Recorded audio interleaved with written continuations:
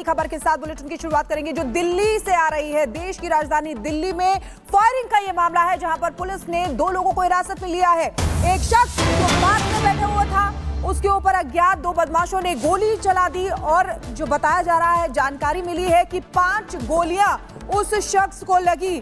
दिल्ली के त्रिलोकपुरी में फायरिंग का ये मामला जिसमें पुलिस ने 2 लोगों को हिरासत में लिया है। पार्क में बैठे युवक पर अज्ञात बदमाशों ने फायरिंग की थी।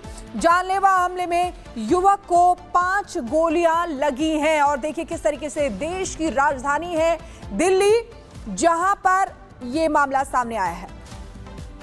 और खबर पर जानकारी के लिए साहिल हमारे साथ जुड़ गए। साहिल, देखिए दिल्ली में एक बार फिर से फायरिंग से हड़कंप और यहां पर सरेआम किस तरीके से ठाई ठाई की आवाज राजधानी में सुनने को मिली, डिटेल्स दीजिएगा जरा।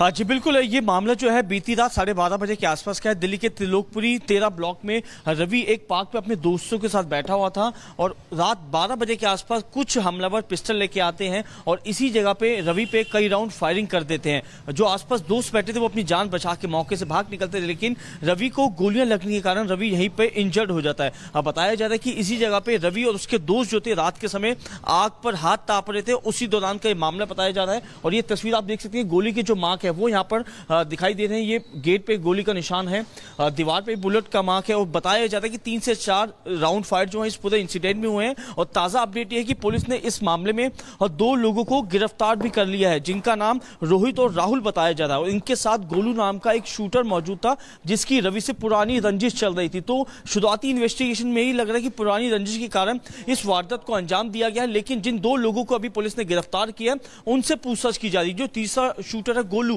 वो फिलहाल पुलिस की गिरफ्त से फरार चल रहा है। उसकी गिरफ्तारी के लिए पुलिस जो है लगातार दबिश दे रही है। फिलहाल जो रवि है वो मैक्स अस्पताल में एडमिट है, उसका इलाज चल रहा है। पुलिस उसका होश में आने का इंतजार कर रही है। होश में आने के बाद जो है उसका स्टेटमेंट रिकॉर्ड किया जाएगा। लेकिन जिस समय इंसिडेंट हुआ, बिल्कुल साहिल, जिस तरीके से आप जानकारी दे रहे हैं, यहाँ पर सरेआम गोलीकांड का मामला सामने आया है। देखना होगा कि जांच पड़ताल में क्या कुछ सामने आता है। बहुत शुक्रिया आपका तमाम जानकारी के लिए। बढ़ेंगे आगे और अब बात करेंगे उस बड़े सवाल की जो लगातार खड़े हो रहे हैं, वर्शिप एक्ट रहेगा या नहीं। इस बीच एक बड़ी खबर इसी को लेकर के सामने आ रही है। प्लेसेस ऑफ वर्शिप एक्ट को लेकर के आज सुनवाई होनी है और तमाम दलीलें आज पेश की जाएंगी। तो देखिए बड़ी जानकारी आपको दे दे, प्लेसेस ऑफ वर्शिप एक्ट पर आज सुनवाई सुप्रीम कोर्ट में होने वाली है और वर्शिप एक्ट के समर्थन और विरोध में कई याचिका दाखिल की गई है और इसी के बेसिस पर आज तमाम दलीलें रखी जाएंगी, दोनों ही पक्षों की तरफ से, समर्थन में भी और विरोध में भी। तो प्लेसेस ऑफ वर्शिप एक्ट रहेगा या नहीं, इस पर बड़ा सवाल।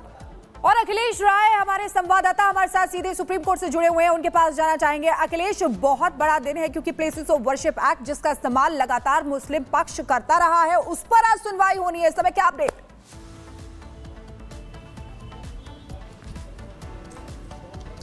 देखिए, सबसे बड़ी बात यह है कि आज एक अहम सुनवाई होनी है। स्पेशल बेंच बैठेगी और 3:30 बजे का वक्त मुकर्रर किया गया है। लगातार याचिकाएं दाखिल की जा रही हैं दूसरी पक्ष की तरफ से और यह कहा जा रहा है कि प्लेसेस ऑफ वर्शिप एक्ट को लागू रहना, उसके सपोर्ट में याचिकाएं हैं और कहा जा रहा है कि इसको अगर हटाया गया तो कम्युनल हार्मनी डिस्टर्ब होगी। हमारे साथ याचिकाकर्ता इस मामले में अश्विनी उपाध्याय जी, हम उनसे बात करते हैं। सर, ये हट जाएगा तो कम्युनल हार्मनी डिस्टर्ब हो जाएगी क्या? जो लोग ऐसी बात कर रहे हैं, इनफैक्ट वो भारत के संविधान को धमकी दे रहे हैं, भारत की न्यायिक व्यवस्था को धमकी दे रहे हैं, भारत के लॉ एंड ऑर्डर को धमकी दे रहे हैं। अगर इस तरीके से धमकी होने लगे, कल को हिंदू भी सड़क पे आ जाएंगे, तब क्या होगा? हमारा ये कहना है कि अगर आप कोर्ट का दरवाज़ा बंद कर देंगे तो भारत में लोकतंत्र खत्म हो जाएगा, भीड़तंत्र हावी हो जाएगा। जैसे वक्फ एक्ट बनाया वैसे महाघटिया कानून है, लेकिन कम से कम उसमें इतना रास्ता तो दिया है कि वक्फ बोर्ड चले जाओ, वक्फ ट्रिब्यूनल चले जाओ। आर्बिट्रेशन एक्ट बनाया, उसमें बोला कोर्ट नहीं जाना है, लेकिन आर्बिट्रेशन कर सकते हैं। इस कानून में तो सारे रास्ते बंद कर दिए, ना आर्बिट्रेशन कर सकते हैं, ना वक्फ बोर्ड जैसा, वक्फ ट्रिब्यूनल जैसा कोई ट्रिब्यूनल बना के दिया और ऊपर से कोर्ट जाने का रास्ता बंद कर दिया। तो इसलिए ये कानून पूरी तरीके से संविधान विरोधी है। और एक बात मैं बताऊं, ये कानून का नाम है प्लेस ऑफ वर्शिप एक्ट, पूजा स्थल कानून। ये प्रार्थना स्थल कानून नहीं है, प्लेस ऑफ प्रेयर एक्ट नहीं है। मंदिर को पूजा स्थल कहते हैं और मस्जिद को प्रार्थना स्थल कहते हैं। दूसरा, ये कानून रिलीजियस कैरेक्टर की बात करता है, आइडेंटिटी की बात नहीं। ये कहता है जो रिलीजियस कैरेक्टर है वो कंटिन्यू रहेगा। हम भी यही कह रहे हैं, रिलीजियस कैरेक्टर कंटिन्यू रहेगा। Once a temple always a temple. Temple का कैरेक्टर कभी नहीं बदलता। जहां तक ढांचा है ना, तो ढांचा देख के आप ये डिसाइड नहीं कर सकते कि वो मंदिर है कि मस्जिद है। मैं उदाहरण देता हूं, मैं इस समय सुप्रीम कोर्ट में हूं, काली कोर्ट में हूं, तो मैं वकील दिख रहा हूं। मैं अभी एम्स में चला जाऊं, हॉस्पिटल में चला जाऊं, सफेद कोट पहन लूं, मैं डॉक्टर दिखूंगा। मैं किसी पुलिस लाइन में चला जाऊंगा, खाकी वर्दी पहन लूंगा तो मैं इंस्पेक्टर दिखूंगा। मैं तिलक लगा लूं तो हिंदू, टोपी पहन लूं तो मुस्लिम, इसके अलावा अगर साफा बांध लूं तो सिख हो गया, और क्रॉस पहन लूं तो क्रिश्चियन हो गया। ये मेरी बाहर की पहचान है। मेरा करैक्टर क्या है ये जानने के लिए तो सर्वे करना पड़ेगा। इसलिए हम कह रहे हैं, चाहे वो भद्रकाली हो, चाहे भोजशाला हो, चाहे अटाला हो, चाहे अपना संभल का हरिहर मंदिर है, इसका करैक्टर पता करिए। ये कानून भी कहता है करैक्टर पता करना चाहिए। और करैक्टर कैसे पता चलेगा? जब आप उसका जीपीएस सर्वे करेंगे, जब आप वहां पे कार्बन डेटिंग करेंगे, जब वहां पे जो लेटेस्ट टेक्नोलॉजी और आ चुकी है उसकी टेक्नोलॉजी यूज करेंगे। ये लड़ाई हिंदू और मुस्लिम की नहीं है, ये लड़ाई भारत की संप्रभुता और विदेशी आक्रांताओं के बीच में है। जब यहां वहशी दरिंदे चले गए, बाबर, हुमायूं, तुगलक, गजनी, गोरी चले गए, तो उन्होंने जो हमारे मठ मंदिर तोड़े और उन मंदिरों को तोड़ा जिनका वर्णन उपनिषद में है, जिनका वर्णन वेद पुराण में है, जिनका वर्णन गीता रामायण में है, हमारे धार्मिक ग्रंथों में है, उन स्थानों को रिस्टोर करने का अधिकार हमको मिलना चाहिए। हम लाठी डंडे से रिस्टोर नहीं करना चाहते, हम पत्थलबाजी करके रिस्टोर नहीं करना चाहते, हम कोर्ट में एविडेंस देके, कोर्ट में सबूत देके रिस्टोर करना चाहते हैं। अब अगर उसको भी आप रोकोगे, फिर तो आप ये मजबूर कर रहे हो कि जैसे एक पक्ष पत्थरबाजी कर रहा है, ऐसे हिंदू भी पत्थरबाजी करना शुरू कर दे। बिल्कुल अखिलेश, यहाँ पर देखिए किस तरीके से बारीकी से अश्विनी उपाध्याय जो याचिकाकर्ता हैं वो समझा रहे थे। बहुत बहुत शुक्रिया हमारे साथ जुड़ने के लिए। तो देखिए किस तरीके से हिंदू पक्ष और बीजेपी ये आरोप हमेशा लगाते रहे हैं कि कांग्रेस सरकार ने तुष्टीकरण के लिए प्लेसेस ऑफ वर्शिप एक्ट को लागू किया। वहीं इसके समर्थन का दावा करने वाले कहते हैं कि देश में गंगा जमुनी तहजीब के लिए यह एक्ट रहना चाहिए। आखिर क्या है यह वर्शिप एक्ट और क्यों हो रहा है विवाद, इस रिपोर्ट में आपको दिखाते हैं।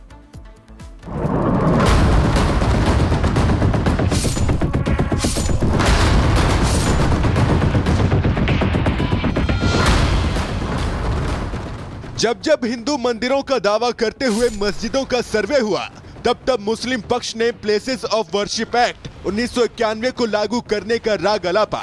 मुस्लिम पक्ष ने बार बार यह आरोप लगाया कि कुछ लोगों के कहने पर सर्वे हो रहे हैं। दावा किया गया कि 1991 के प्लेसेस ऑफ वर्शिप एक्ट के अनुसार सर्वे किया ही नहीं जा सकता है। आखिर क्या है प्लेसेस ऑफ वर्शिप एक्ट यानी पूजा स्थल कानून?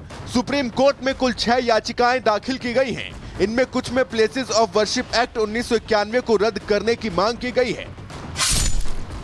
1991 में बना यह कानून कहता है कि देश में धार्मिक स्थलों में वही स्थिति बनाई रखी जाए जो देश की आजादी के दिन 15 अगस्त 1947 को थी।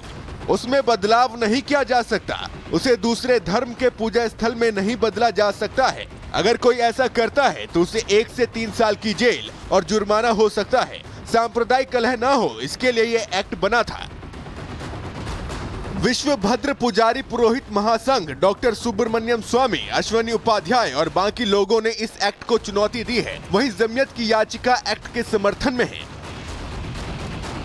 सबसे मूलभूत जो संवैधानिक प्रश्न है कि क्या आप लोगों के कोर्ट जाने का अधिकार रोक सकते हैं, बंद कर सकते हैं, और क्या इस तरह का कोई एक्ट पारित हो सकता है कि सिर्फ राम मंदिर को एग्जेम्पशन दिया जाएगा और बाकी तरह के केसेस नहीं चलेंगे। ये जो इंटरप्रिटेशन दिया जा रहा है प्लेसेस ऑफ वर्शिप एक्ट का, अगर ऐसा इंटरप्रिटेशन है तो वो असंवैधानिक है, क्योंकि लोगों के कोर्ट जाने का जो अधिकार है वो basic structure of the constitution है। इसलिए इन सारी बातों को लेकर हमने प्लेसेस ऑफ वर्शिप एक्ट की कॉन्स्टिट्यूशनल वैलिडिटी को चैलेंज किया है और हमारी ये मांग है कि इस एक्ट को रद्द किया जाए, असंवैधानिक घोषित किया जाए। प्लेसेस ऑफ वर्शिप एक्ट को चुनौती देने वाली याचिकाओं में से काला कानून करार दिया गया है। दावा किया गया कि यह कानून हिंदू, सिख, बौद्ध और जैन समुदाय को अपने उन पवित्र स्थलों पर दावा करने से रोकता है जिनकी जगह पर जबरन मस्जिद, दरगाह या चर्च बना दिए गए थे।